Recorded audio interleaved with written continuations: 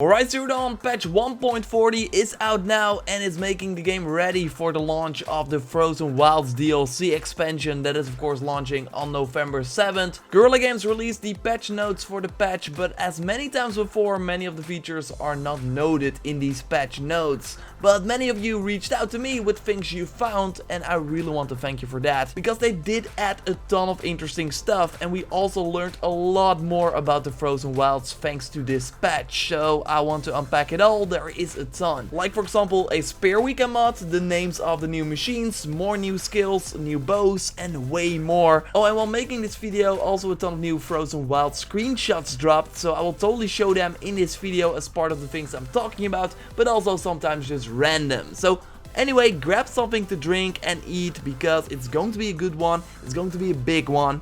If you like that, then a like would be super appreciated, of course. And let's get into it. So the most significant thing that patch 1.40 added is that the trophies of the Frozen Wilds are live right now. You can just go to trophies and see them for yourself. I will discuss them at the end of the video, but still I will not go into spoilers because there are two new trophy sections. One for main story quest for story spoilers with all hidden trophies. You can of course still see them, but that would ruin your own story, so you don't want to do that. The other trophies are just general ones for killing the new machines, upgrading Aloy. I will go over them later on in this video because they are super interesting to discuss.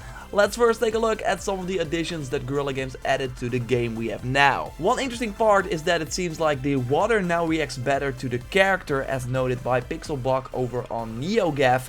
And you kind of do see the difference there, so it's awesome that they kind of upgraded this. But again, they did not know that in the patch notes. If you pull up your map, we see a new icon with the text undiscovered next to it. And I think that these are the control towers that will be in the new area of the Frozen Wilds called the Cut. There's namely a trophy for disabling or destroying all the control towers, and this kind of looks like a tower icon to me. In a new screenshot shared by DualShockers, I think we see the purple control tower there, and a long lag. We did not know that these guys would return, but yeah, they're back. At this point it seems like all the core machines from the base game will return to the Frozen Wilds. So we can disable them or destroy them, and I think that these control towers are what causes the purple wires we see on the many machines in the new trailer. So maybe when we destroy these towers, those purple wires in the area around it will also disappear. If we go back to the game after patch 1.40, there are new tips in the loading screens, and you might not look at these tips in the loading screens anymore, but if you did with this new patch, then you might have seen two new ones. The first one is about Blue Gleam, the new currency that you get in the Frozen Wilds to buy the unique Banuk weapons and outfits.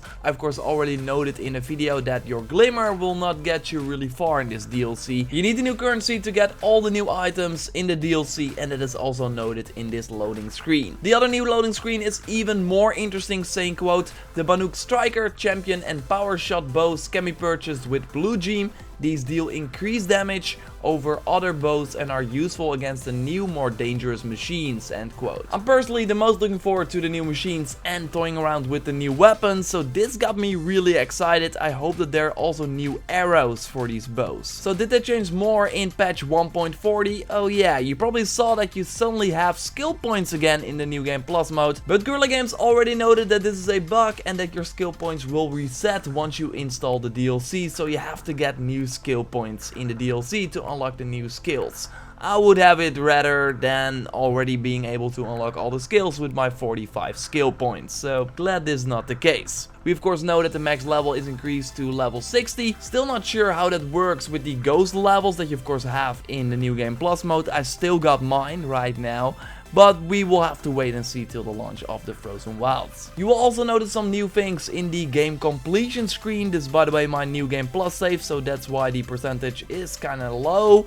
Anyway, it has a new activity called Unknown, two new unknown collectibles, and a new sort of quest that is also noted. And your game completion percentage should also be decreased with this new patch. Then let's move over to the trophies, the most significant part in terms of new information regarding the Frozen Wilds. Again, I will not tell you about the quest trophies. Those include story spoilers, so don't check them out yourself as well. I have not seen them as well, so I will not be touching them until I get my hands on the Frozen Wilds. But the feed section does include a ton of interesting info, so let's get into that. Starting out with the bronze trophy, Spear Modification.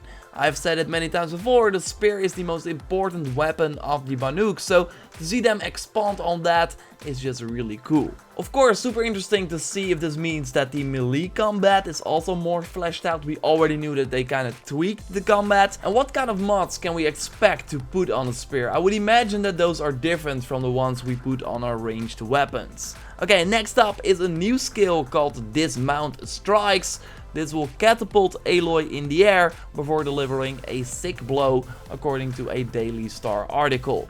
Then a skill we already knew about, the mount repair, and now we also know that there will be machine repair. To get the trophy you need to do that on 5 different types of machines, and it of course gives the health back to the machine. So you override the machine, they will fight alongside you, they're almost down, but you can heal them back up. It's pretty cool. Then the names of the new machines, at least the 3 new machines that we kind of know of thanks to these trophies. We got the Scorcher actually in a new screenshot as well, and we of course saw him in action in the trailer as well, leaving behind the trail of fire.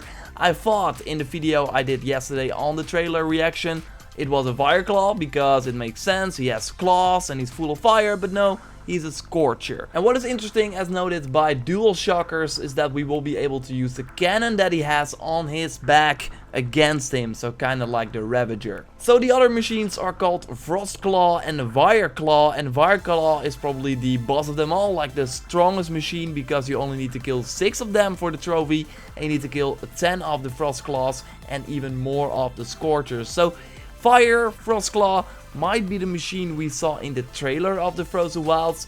He had big claws. The question of course is, are these the only new machines we will see? Those are the only machines that are tied to trophies, but there might of course still be a boss. Don't get your hope up of course, but we don't know right now. Then we got the Disable All Control Towers. The trophy knows that you can either destroy them or override them. And of course that is this picture. In the game completion page we saw 2 new collectibles, and those are the Pigments, seems to be a new collectible that you can find, and Animal Figurines. Then we also get a Blue Gleam trophy. Your first trade for a special weapon or outfit will be awarded with a bronze trophy. And also learning all the Frozen Wild skills will get you a trophy, and reaching the new max level of level 60. So again, still wondering what will happen with the ghost level from New Game Plus. Will that go away? Will we already be 60? So many questions, but of course we will find out in the end. The answers are close, and man, these screenshots. Stunning stuff. Like I said on Twitter, this again shows you that Horizon Zero Dawn is the most beautiful game out there. I have to say, these screenshots got me even more excited than the trailer, to be honest. I mean, fighting machines is awesome, seeing the new machine in action and some new outfits is great, but these shots from the cutscene really made it feel like something completely new, like a new DLC expansion. Of course, the weird purple tower, the huge mountain we see in the distance. Bring it on November 7th, I am ready. There's been a lot of other information as well on the internet. I know, I will totally do a video on that later on, but first I want to kind of go deep into patch 1.40. Since, because of the craziness from the trailer of yesterday and all the other stuff that's going on, I kind of did not have time to do that. So hopefully you enjoyed this video. Of course, subscribe to stay up to date on everything Horizon Zero Dawn. I will be all over the Frozen Wilds once it launches next week. Like this video to support the channel. Thanks for watching, and of course check out that video where I discussed the trailer from yesterday and all the other Horizon Zero Dawn stuff. Goodbye!